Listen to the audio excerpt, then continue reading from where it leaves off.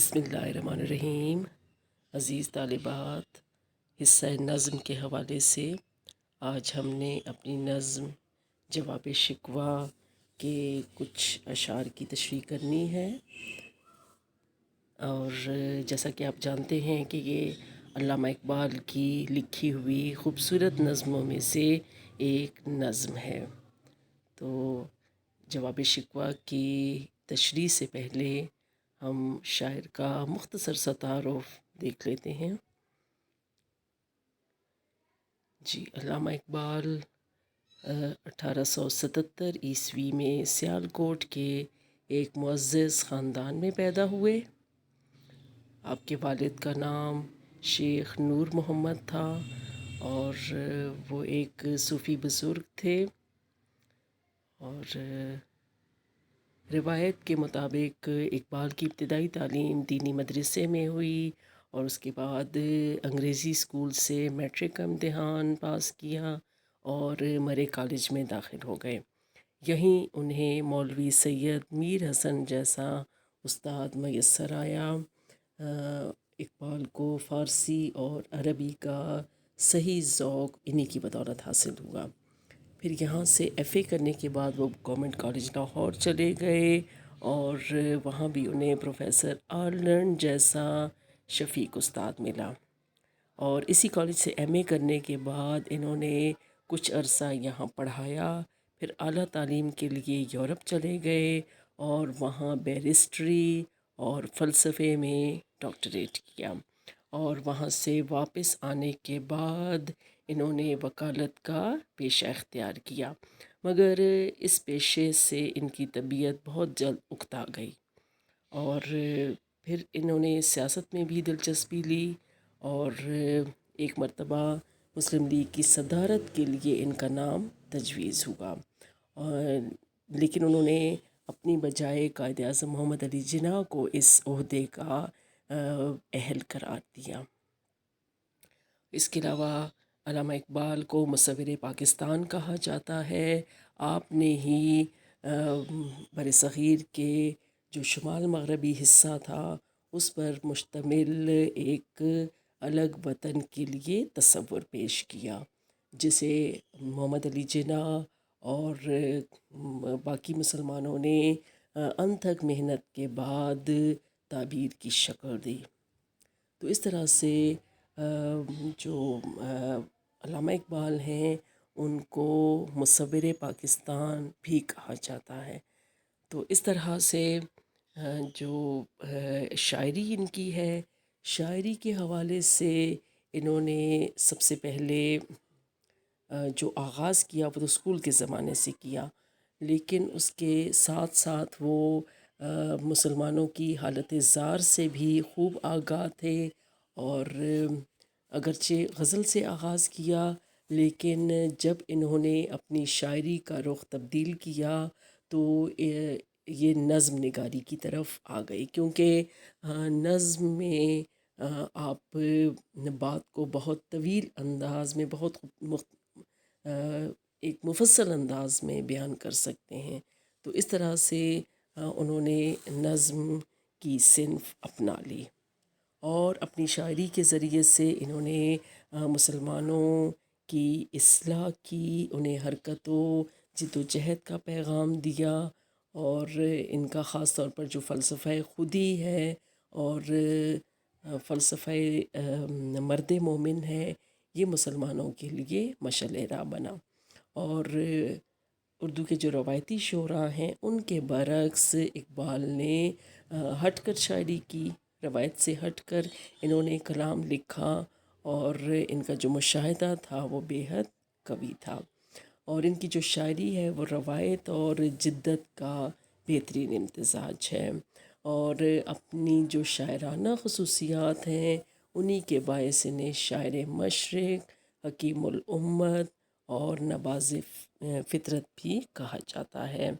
اور انہوں نے اپنے کلام میں قرآنی آیات کا استعمال بڑی خوبی سے کیا ہے۔ اس کے علاوہ ان کا جو کلام ہے وہ اردو کے علاوہ فارسی زبان میں بھی موجود ہے، اور ان کا کلام آفاقی کلام کہلاتا ہے، بہت سی کتابیں ان کی ہیں، لیکن ان میں سے چند ایک کا نام ہم لے لیتے ہیں: بانگ درا، بال جبریل، ضرب کلیم، رموز بے خودی، وغیرہ وغیرہ۔ اور ان کی جو وفات ہے وہ 21 اپریل 1938 کو لاہور میں ہوئی، اور وہیں پہ ان کی تدفین بھی ہوئی۔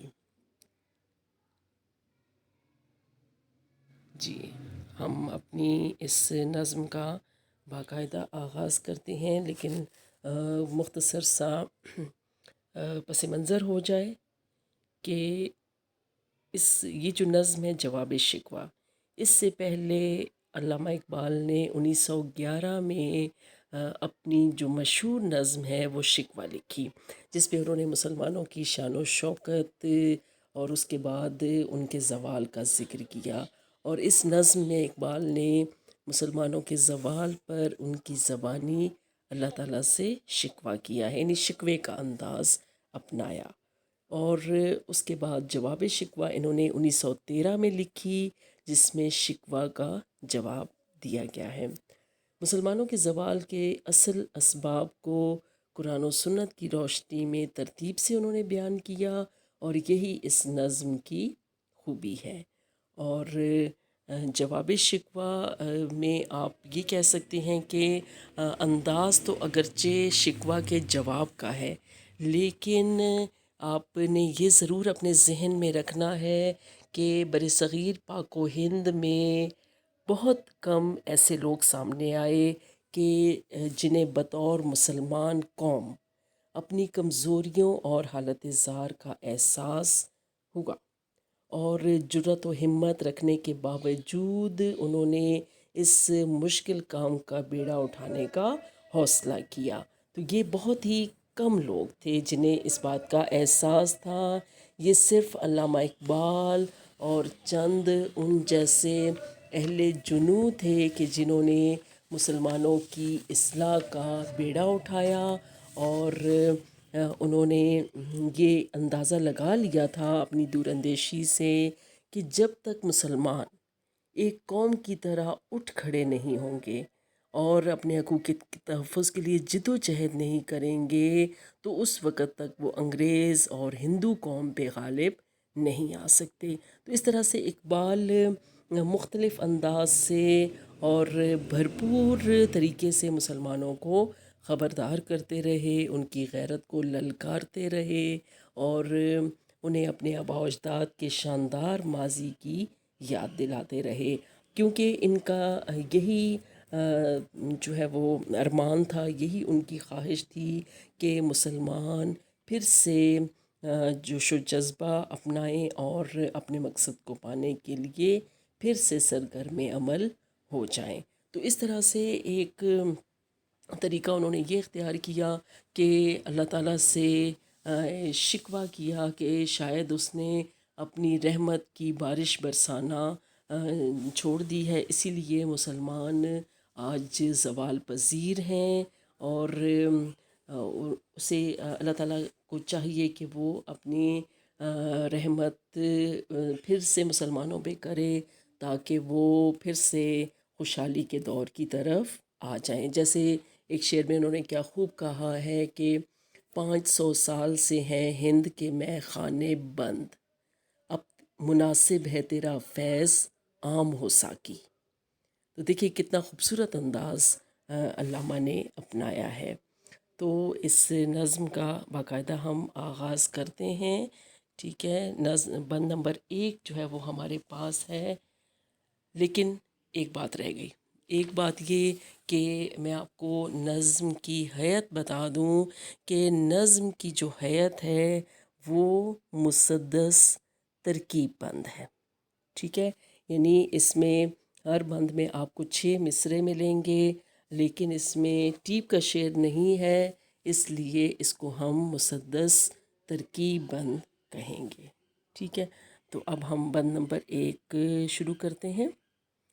دل سے جو بات نکلتی ہے اثر رکھتی ہے، پر نہیں طاقت پرواز مگر رکھتی ہے، قدسی الاصل ہے رفت پہ نظر رکھتی ہے، خاک سے اٹھتی ہے گردوں پہ گزر رکھتی ہے، عشق تھا فتنہ گر و سرکش و چالاک میرا، آسماں چیر گیا نالے بے باک میرا۔ جی، یہاں پہ اپنی فریاد، اپنی جو صدا ہے، اس کے حوالے سے علامہ اقبال نے بات کی ہے۔ ہم چند الفاظ کے معنی پہلے دیکھتے ہیں کہ بات کو انہوں نے، دل سے نکلنے والی بات کو انہوں نے ایک ایسے جو پرندے سے تعبیر کیا ہے کہ جو اونچی اڑان بھرتا ہے اور اپنی مطلوبہ منزل تک جا پہنچتا ہے۔ قدسی الاصل کا مطلب ہوتا ہے اصل، یعنی بنیاد سے پاک ہونا، اصل میں پاک ہونا، ٹھیک ہے۔ اور رفت پہ نظر، رفت بلندی کو کہتے ہیں۔ گردوں سے مراد ہے آسمان۔ فتنہ گر، فتنہ برپا کرنے والا، ہنگامہ برپا کر دینے والا۔ سرکش، سرکش ویسے تو ظالم کو کہتے ہیں، لیکن یہاں جو ہے وہ شدت کے معنوں میں اس کا استعمال ہوا ہے۔ آسمان چیر گیا، ٹھیک ہے، یعنی یہ جو میری فریاد ہے وہ آسمان کو چیرتی ہوئی، آسمان میں جو ہے وہ راستہ بناتی ہوئی عرش الہی تک پہنچی۔ اور نالہ بے باک، نالہ بے باک کہتے ہیں وہ صدا کہ جس میں کوئی جھجک نہ ہو، کوئی جو ہے وہ خوف نہ ہو۔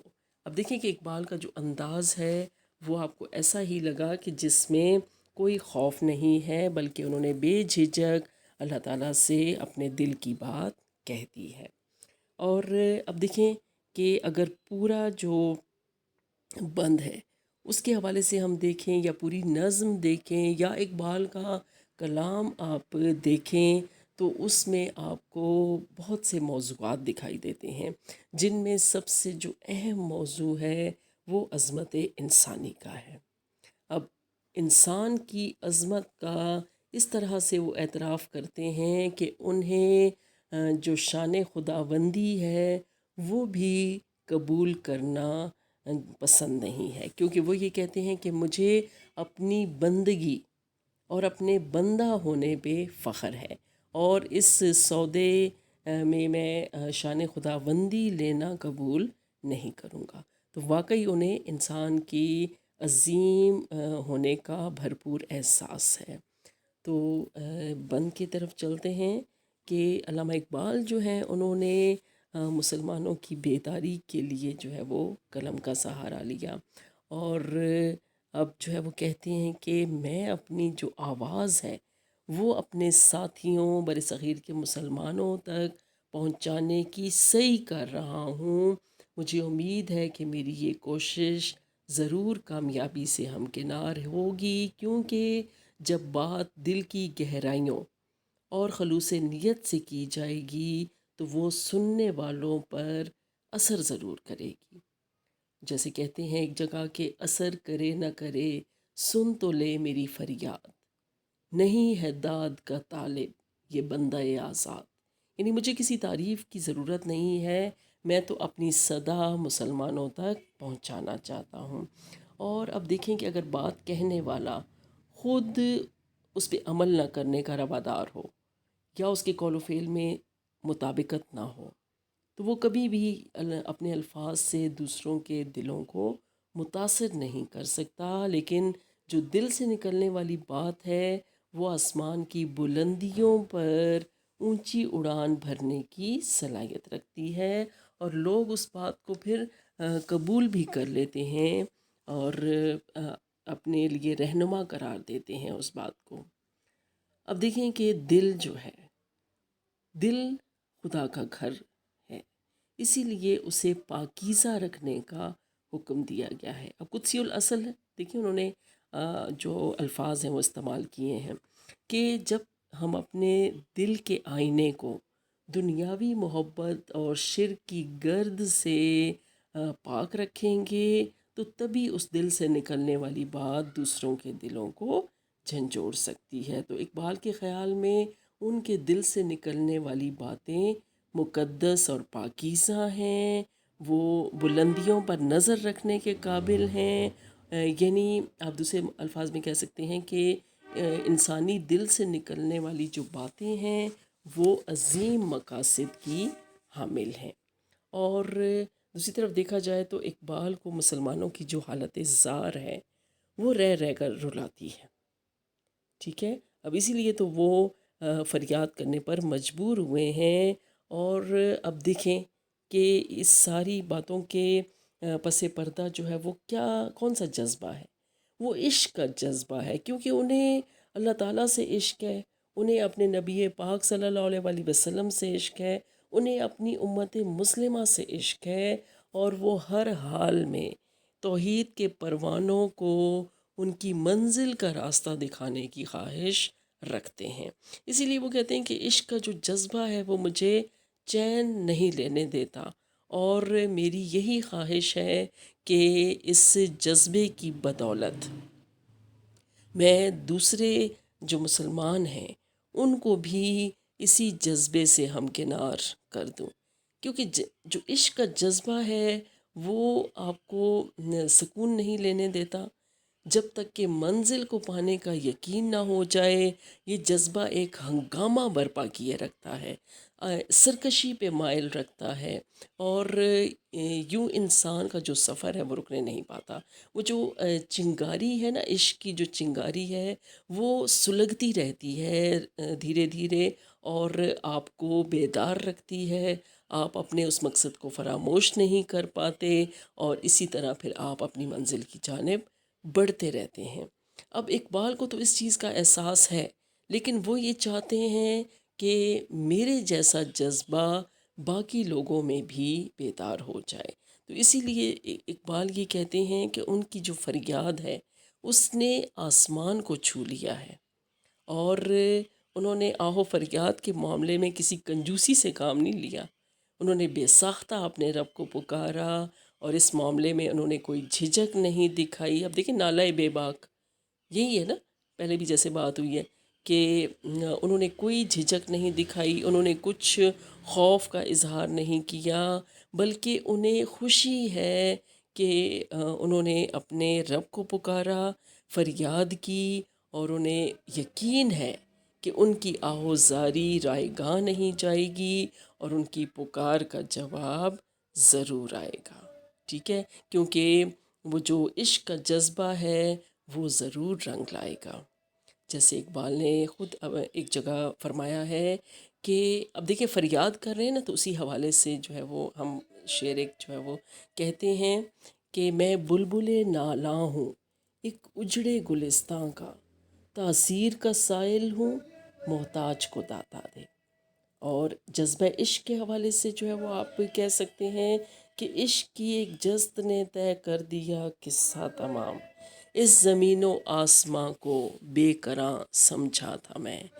اب دیکھیں کہ بند نمبر 1 جو ہے اس کے حوالے سے انہوں نے اپنی جو فریاد ہے وہ اللہ تعالیٰ کے حضور پہنچائی، اور انہیں یقین کامل ہے کہ یہ فریاد جو ہے وہ بے مراد نہیں لوٹے گی۔ جی بند نمبر 2 ہمارے پاس ہے، اس میں بھی شاعر جو ہے وہ تقریباً ایسا ہی موضوع بیان کر رہے ہیں کہ جب اقبال نے اپنی فریاد پہنچائی تو جو آسمان پر بسنے والی مخلوقات ہیں ان کا کیا رد عمل تھا۔ جی پیر گردوں نے کہا سن کے کہیں ہے کوئی، بولے سیارے سرے عرش بری ہے کوئی، چاند کہتا تھا نہیں اہل زمیں ہے کوئی، کہکشاں کہتی تھی پوشیدہ یہیں ہے کوئی، کچھ جو سمجھا میرے شکوے کو تو رضواں سمجھا، مجھے جنت سے نکالا ہوا انسان سمجھا۔ جی بہت خوبصورت انداز ہے۔ پہلے ذرا دیکھتے ہیں الفاظ کے معنی۔ پیر گردوں، اب گردوں آسمان کو کہتے ہیں، اور پیر سے مراد ہوتا ہے بوڑھا، ٹھیک ہے۔ اب لفظی مطلب تو ہو گیا بوڑھا آسمان، لیکن بوڑھا آسمان کیوں ہم کہیں گے؟ کیونکہ اس کی جو عمر ہے وہ بہت طویل ہے، ٹھیک ہے، آسمان کی عمر جو ہے وہ بہت طویل ہے، اس نے بہت جو ہے وہ مخلوقات دیکھیں، بہت سے لوگ دیکھے جو پہلے گزر چکے ہیں اربوں خربوں، اور اتنی ہی مخلوقات اور لوگ پھر سے جو ہے وہ جو آنے ہیں، ان سب کے بارے میں جو ہے وہ اسے اندازہ ہے۔ اسی لیے شاعر نے اس کو پیر گردوں کہہ کر پکارا ہے۔ اور اس کے علاوہ جو آپ کا ہے سر عرش بری، سر عرش بری یعنی اللہ تعالیٰ کے عرش کے حوالے سے بات ہو رہی ہے کہ شاید عرش پر کوئی جو ہے وہ صدا دے رہا ہے۔ جی، اس کے علاوہ رضوان، جی رضوان جنت کا دروغہ ہے، ٹھیک ہے، جنت کے دروغے کا نام ہے رضوان۔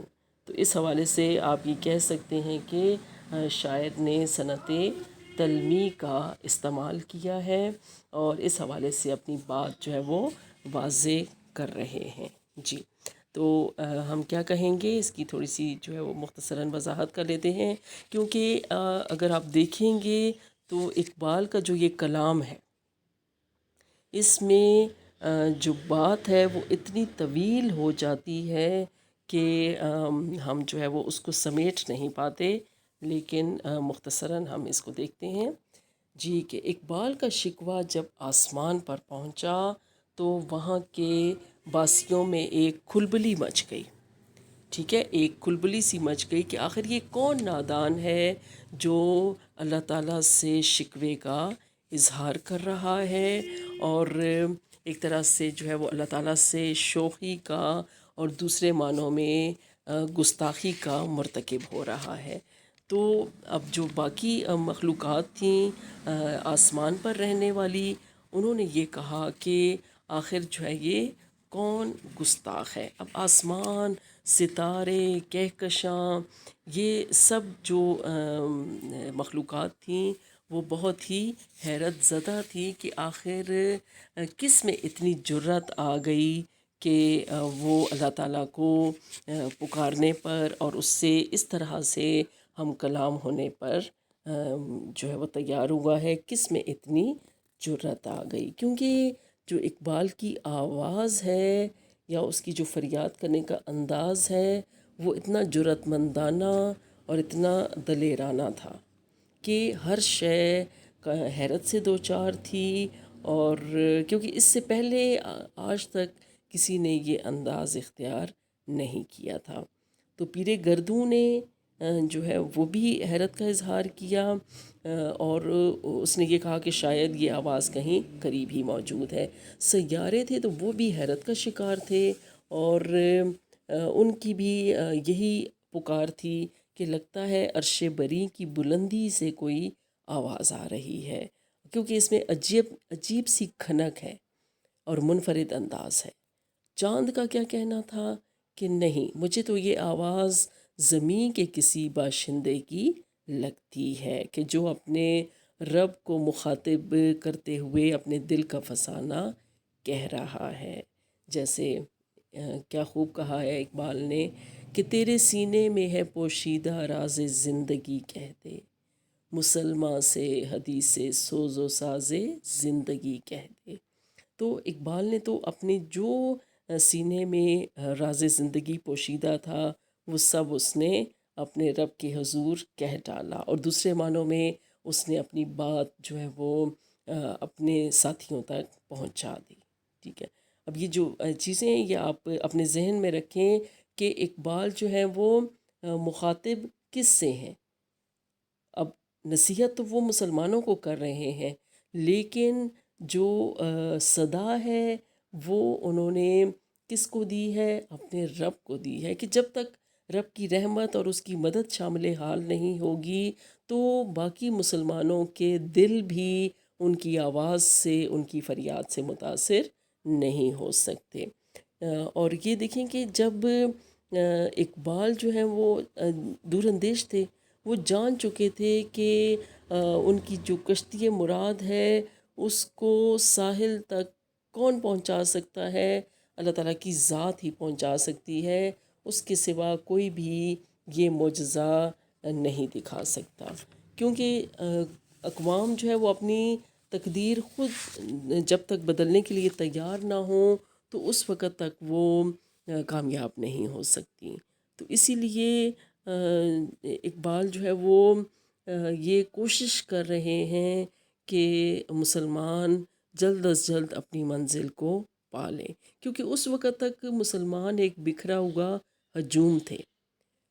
جیسے بھیڑ بکریوں کا گلہ ہے، ان کی حفاظت کے لیے یا ان کو راستے پر چلانے کے لیے کوئی چرواہا موجود نہیں تھا. تو یہ ظلم و ستم عرصہ دراز سے مسلمان سہ رہے تھے. تو اب دیکھیں کہ بات یہی ہے کہ کوئی جو ہے وہ درد دل رکھنے والا شخص جو ہے وہ ان کو بطور قوم متحد کرنے کے لیے تیار نہیں تھا.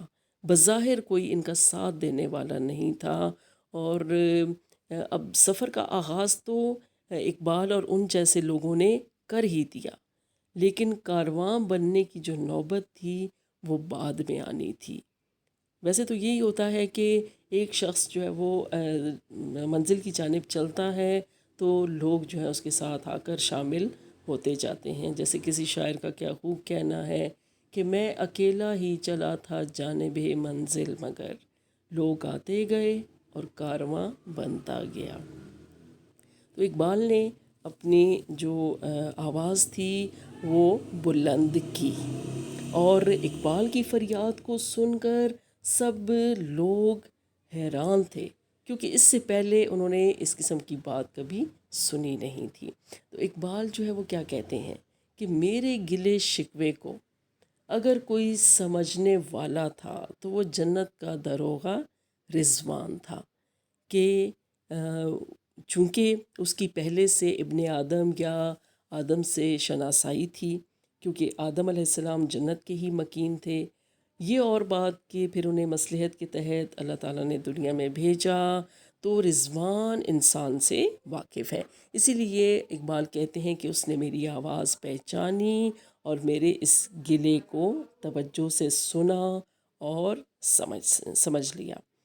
اب اقبال نے جو ہے وہ صنعت تلمیح کا استعمال بڑی خوبی سے کیا، اور اس طرح یہ بھی واضح کر دیا کہ اگرچہ انسان جنت سے نکال دیا گیا، لیکن اب بھی اس کا تعلق اپنے رب سے، اس بلند و برتر ہستی سے وابستہ ہے. اگرچہ وہ اپنی فطری کمزوری کی وجہ سے راہ راست سے بھٹک جاتا ہے، لیکن اسے اپنا اصل ٹھکانہ یاد ہے.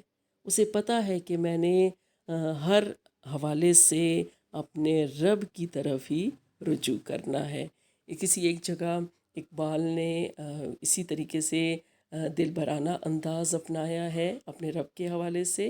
کیا کہتے ہیں کہ باغ بہشت سے مجھے حکم سفر دیا تھا کیوں، کار جہاں دراز ہے اب میرا انتظار کر. تو کیا خوب جو ہے وہ انداز اقبال نے اپنایا ہے. واقعی ان کا کلام آفاقی کلام ہے. جی، بند نمبر 3.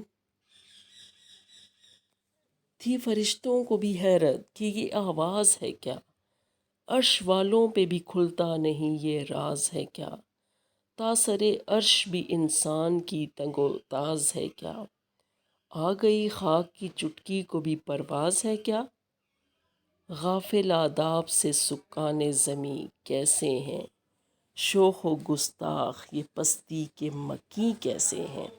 اب دیکھیں کہ وہی جو موضوع ہے وہ چل رہا ہے کہ کس طریقے سے جو لوگ ہیں، یہ جو زمین کے مکین ہیں، وہ کس طرح کی کا طرز عمل اپناتے ہیں، کس طرح کی سوچ رکھتے ہیں.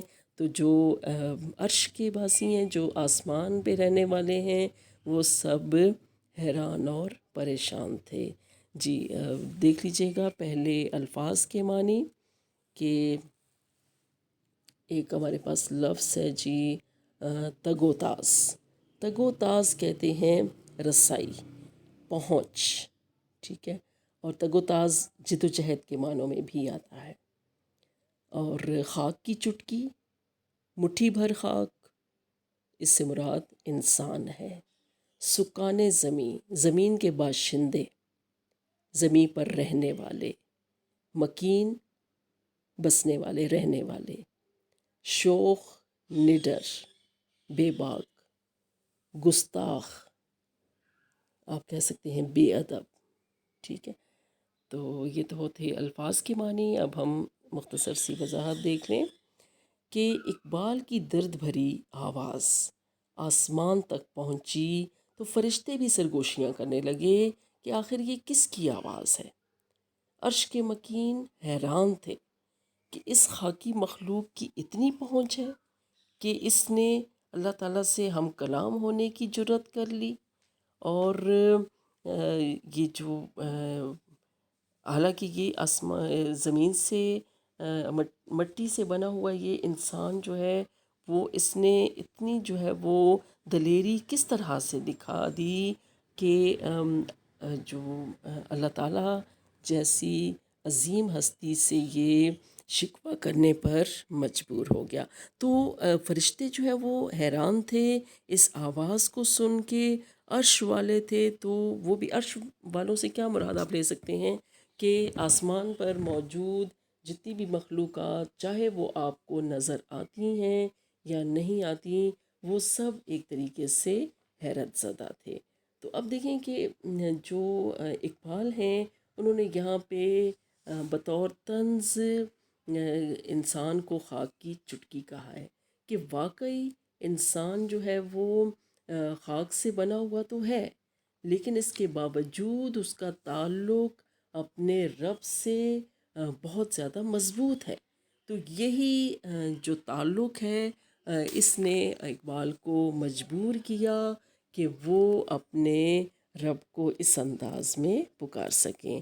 تو انہوں نے واقعی اقبال نے جو ہے وہ بہت اچھی زندگی گزاری، انہیں اپنے معبود حقیقی سے بے انتہا محبت تھی، اپنے رسول صلی اللہ علیہ وآلہ وسلم سے عشق کا جذبہ تھا کہ جب بھی آپ کے سامنے رسول اکرم صلی اللہ علیہ وآلہ وسلم کا نام لیا جاتا تو بے اختیار آپ کی آنکھوں میں آنسو آ جاتے۔ تو یہ ان کے عشق کی انتہا تھی۔ اقبال نے ہمیشہ اپنے رب کو اپنے قریب محسوس کیا، جب بھی پکارا اسے خوبصورت اور انوکھے انداز سے صدا دی کہ دنیا والے تو کیا عرش والے بھی حیران رہے۔ تو یہ جو بند ہے اس میں بھی انہوں نے واقعی بظاہر تو شکوے کا انداز اپنایا ہے جو کسی بھی انسان کے گناہ گار ٹھہرنے کے لیے کافی ہے، کیونکہ جو بندہ ہے اس کا تو رویہ ہمیشہ اپنے معبود کے حضور سر تسلیم خم کرنے والا ہونا چاہیے، لیکن اقبال نے اپنے رب کو اس طرح سے مخاطب کیا کہ زمین و آسمان میں گویا بھونچال سا آ گیا۔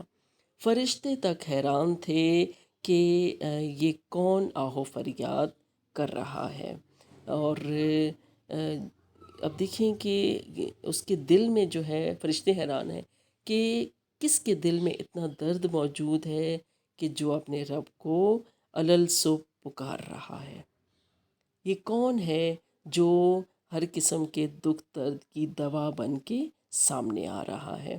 تو اب دیکھیں کہ برصغیر پاک و ہند میں نے آپ کو جیسے بتایا کہ بہت کم ایسے لوگ تھے، تو یہ اقبال ہی تھے کہ جنہوں نے اپنی فریاد ایک انوکھے سے انداز میں اپنے رب تک پہنچائی۔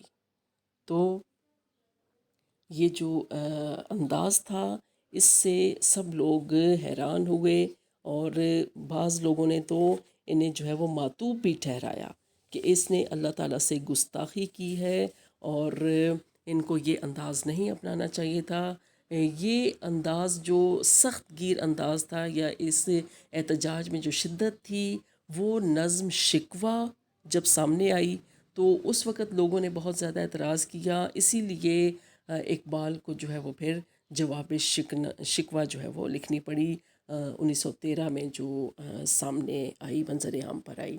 تو اقبال نے تو جو اپنے دل کی صدا تھی وہ پہنچائی۔ پس پردہ کون سا جذبہ تھا؟ پس پردہ یہی جذبہ تھا کہ مسلمان غلامی کے دور سے نکل آئیں، انہیں اس بات کا احساس ہو جائے کہ وہ غلامانہ زندگی گزار رہے ہیں، اور اللہ تعالیٰ کی رحمت جو ہے وہ ان پر برس جائے۔ جی کیا کہتے ہیں کہ شکر کرنا تھا خدا کا کہ گلہ کرنا تھا، ہائے اتنا بھی نہ سمجھے ہمیں کیا کرنا تھا۔ اب دیکھیں کہ یہ باتیں جو ہیں وہ عقل والوں کے لیے ہیں، وہ جیسے کہتے ہیں نا کہ ان چیزوں میں جو ہے عقل والوں کے لیے نشانیاں ہیں۔ تو اقبال نے جو کچھ کہا وہ ان کے دل کی صدا تھی۔ اب اس بات کو جو ہے وہ بہت کم لوگ سمجھ پائے۔ اب یہ جو انداز انہوں نے اپنایا ہے وہ بہت ہی محبوبانہ انداز تھا۔ اپنے رب کو انہوں نے قریب پا کر جو ہے وہ یہ شکوہ کیا، جیسے ہم اپنے جو جتنے بھی قریبی رشتے ہیں، ہم جب بھی ہمارا دل دکھتا ہے، ہم کسی تکلیف میں ہوتے ہیں تو ہم ان سے دل کی بات کہتے ہیں، ہم ان سے شکوہ و شکایت بھی کر دیتے ہیں۔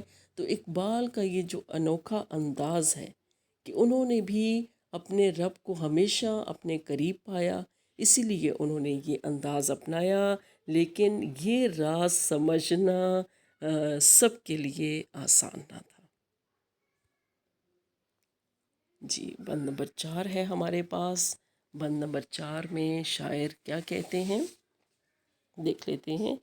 جی اس قدر شوق کہ اللہ سے بھی برہم ہے، تھا جو مسجود ملائک یہ وہی آدم ہے، عالم کیف ہے دانائے رموز کم ہے، ہاں مگر عجز کے اسرار سے نا محرم ہے، ناز ہے طاقت گفتار پہ انسانوں کو، بات کرنے کا سلیقہ نہیں نادانوں کو۔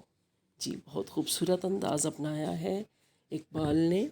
جی کیا کہتے ہیں، عالم کیف، لفظی معنی دیکھ لیجئے۔ عالم کیف کہتے ہیں جوش کی کیفیت، مدہوشی کی کیفیت، دانائے رموز کم، مخفی پوشیدہ باتوں کو سمجھنے والا، عجز کے اسرار، عاجزی کے راز، طاقت گفتار، بات کرنے کی طاقت۔ ٹھیک ہے، یہ تو ہو گئے الفاظ کی معنی۔ جی کیا کہتے ہیں کہ اقبال جو ہے وہ اپنی پچھلی ہی بات کو جو ہے وہ جاری رکھتے ہوئے کہتے ہیں کہ کیا یہ وہی انسان ہے کہ جسے فرشتوں نے سجدہ کیا، مسجود ملائک؟ یہ وہی جو ہے مسجود ملائک ہے کہ جسے اللہ تعالیٰ نے اتنی عظمت عطا کی۔ اب فرشتے جو نوری مخلوق تھے انہوں نے حیرت کا اظہار کیا ہے کہ انسان یہ جو شوخی کا اظہار کر رہا ہے تو یہ تو ناقابل برداشت ہے، کیونکہ اب دیکھیں کہ فرشتے جو ہیں وہ ایک ایسی مخلوق ہیں کہ جو ہمیشہ اپنے رب کا حکم بجا لاتے ہیں، جن میں خدا نخواستہ نافرمانی یا بے ادبی کی کوئی بات ان کے ذہن میں نہیں آ سکتی۔ تو اسی لیے جب انہوں نے یہ صدا سنی ہے تو وہ بہت زیادہ جو ہے وہ پریشان ہوئے کہ جو انسان ہے وہ اپنے رب کے حضور کس طرح کا انداز اپنا رہا ہے۔ شاید وہ مدہوشی کے عالم میں ہے کہ اس نے آداب خداوندی سے منہ موڑ لیا ہے، یا یہ عاجزی جو ہے اس سے ناواقف ہے، کیونکہ اللہ تعالیٰ کے حضور تو عجز دکھانا چاہیے، ٹھیک ہے، انکساری اپنانی چاہیے۔ تو یہ اپنے حالات درست کرنے کی بجائے خدا سے کیا چاہتا ہے؟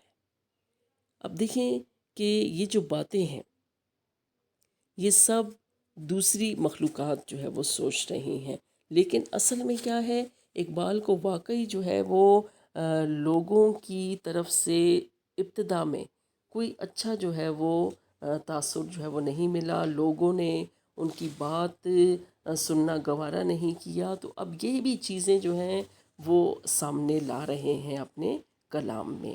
تو جو چیزیں ہیں بظاہر انہوں نے کیا کہا ہے کہ جو عرش پہ لوگ ہیں، جو عرش کی مخلوقات ہیں، جو آسمان پر رہنے والی مخلوقات ہیں، وہ سب جو ہے وہ حیرت زدہ ہیں کہ آخر انسان یہ کام کرنے پر کیوں مجبور ہوا کہ وہ اللہ سے بھی ناراضگی یا برہمی کا جو ہے وہ اظہار کر رہا ہے۔ تو دوسرے معنوں میں جو ہے وہ کیا کہتے ہیں کہ انسان جو ہے وہ کیا کہتا ہے، اس کو جو ہے وہ اپنی بات کرنے کے انداز پر فخر ہے، اسے اس بات کا فخر ہے کہ اسے اللہ تعالیٰ نے قوت گویائی عطا کی ہے، کیونکہ یہ واحد مخلوق ہے جو باتیں کرنا جانتی ہے، اور اس پر اس کو فخر بھی ہے۔ تو کیا انسان جو ہے وہ اپنی اس قوت گویائی پہ گھبرا گیا ہے؟ لیکن اب یہ چیز جو ہے وہ انسانوں کو جو ہے وہ انسانوں کو نے تو جو ہے وہ اس کو اپنا لیا، لیکن فرشتے جو ہیں وہ حیران ہیں اس چیز پہ۔ جی، تو اسی بات کو جو ہے وہ آگے لے کر چلتے ہیں۔ بند نمبر 5 ہے ہمارے پاس۔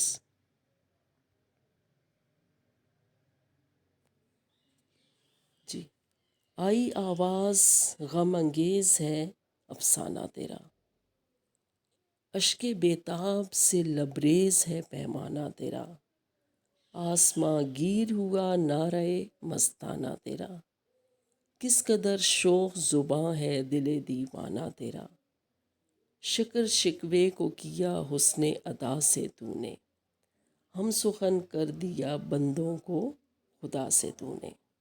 جی، غم انگیز، غم پیدا کرنے والا، اشک آنسو، پیمانہ پیالے کو کہتے ہیں، ٹھیک ہے، جام شراب، شراب کا پیالہ، اور دوسرے معنوں میں جو ہے وہ آپ آنکھیں کہہ سکتے ہیں، ٹھیک ہے۔ جی، آسمان گیر ہوا، آسمان کو گھیر لیا، نعرہ مستانہ، جذبے میں لگایا ہوا نعرہ، جوش میں لگایا ہوا نعرہ۔ جی، شکر شکوے کو، اب اس کو جو ہے وہ آپ اس مصرے کو دونوں معنوں میں لے سکتے ہیں کہ شکر شکوے کو کیا حسن ادا سے تو نے، کہ شکوے کو تو نے اتنی خوبصورتی سے ادا کیا کہ وہ شکر جیسا میٹھا ہو گیا، ٹھیک ہے، یعنی شکوے کا جو انداز ہے وہ انتہائی دل نشیں تھا۔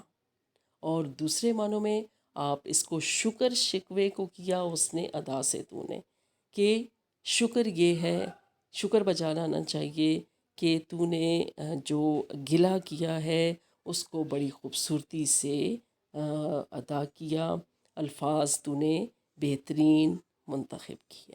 تو اس مصرے کو آپ دونوں حوالوں سے دیکھ سکتے ہیں، ٹھیک ہے۔ یہ تو تھے الفاظ کے معنی، اب ہم اس کی وضاحت کر لیتے ہیں۔ جی، کہ انسان کا جو شکوہ ہے وہ جب بارگاہ الہی میں پہنچا تو اللہ تعالیٰ کی آواز آئی کہ اے انسان، تیری داستان واقعی دکھ سے بھری ہے، کہ جس نے آسمان پر رہنے والی ہر مخلوق کو متاثر کیا۔ دراصل شاعر بارگاہ خداوندی میں حاضر ہو کر مسلم امہ کی حالت زار پہ افسوس کا اظہار کر رہا ہے، اور اب یہ جو بند ہے یہ شکوہ کے اس بند کے جواب میں ہے کہ میں آپ کے سامنے وہ بند جو ہے وہ اس کے دو اشعار دہراتی ہوں۔ ہے بجا شیوائے تسلیم میں مشہور ہیں ہم، قصہ درد سناتے ہیں کہ مجبور ہیں ہم، اے خدا شکوہ ارباب وفا بھی سن لے، خوگر حمد سے تھوڑا سا گلہ بھی سن لے، جرأت آموز میری تاب سخن ہے مجھ کو، شکوہ اللہ سے خاکم بدہن ہے مجھ کو۔ تو یہ جو شکوہ کا بند تھا یا اس کے اشعار ہیں، اس کے جواب میں اقبال نے یہ انداز اپنایا۔ اب کہتے ہیں کہ بعض اوقات شکوہ کرتے ہوئے انداز گستاخانہ بھی ہو جاتا ہے، کیونکہ جو مسلم امہ کی حالت زار ہے وہ شاعر کو تڑپنے پر مجبور کرتی ہے، لیکن اللہ تعالیٰ کی رحمت اس کے جلال پر غالب ہے، کیونکہ عرش پر بھی یہی لکھا ہوا ہے کہ میری رحمت میرے جلال پر غالب ہے۔ تو وہ تو اللہ تعالیٰ جو اتنا عظیم ہے، وہ اس کائنات کا خالق و مالک ہے، وہ تو انسان کی ہر خطا کو درگزر کرتا ہے، چھوٹی سے چھوٹی جو غلطیاں ہیں ان کو تو وہ خود ہی اپنی رحمت سے بخش دیتا ہے۔ تو اللہ تعالیٰ کی رحمت واقعی اس کے جلال پر غالب ہے۔ اسی لیے جواب میں اقبال کو کہا جاتا ہے کہ تم نے واقعی جو انداز اپنایا وہ دل نشین تھا، تم نے اپنے حسن بیاں سے شکایت کو شکر بنا کر پیش کیا، اور اس طرح میرے بندوں کو مجھ سے ہم کلام ہونے کا موقع فراہم کیا۔ تو اس طرح سے اقبال کو دوسرے معنوں میں ہم دیکھیں کہ یہ جو الفاظ ہیں وہ اقبال کے یقین کامل ہونے کی نشانی ہے۔ انہیں پتہ ہے کہ جو انہوں نے فریاد کی وہ دل سے کی، اور اللہ تعالیٰ ضرور ان کی دعا کو سنے گا، اور ان کی یہ جو فریاد ہے وہ کبھی بھی رد نہیں ہوگی۔ جی تو عزیز طالبات، آپ کے لیے چھوٹا سا یہ کام ہے، آپ نے ان سوالات کے جوابات دینے ہیں۔ جی، سوال نمبر 1 ہے، علامہ اقبال کی یہ نظم کس ہیئت میں لکھی گئی ہے؟ نمبر 2 ہے، شکوہ سن کر فرشتوں نے کن خیالات کا اظہار کیا؟ اور نمبر 3 ہے کہ اس نظم کا نام جواب شکوہ کیوں رکھا گیا؟ جی، ان سوالات کے جوابات آپ نے دینے ہیں۔ ہم اپنے لیکچر کا یہیں پہ اختتام کرتے ہیں۔ بہت شکریہ۔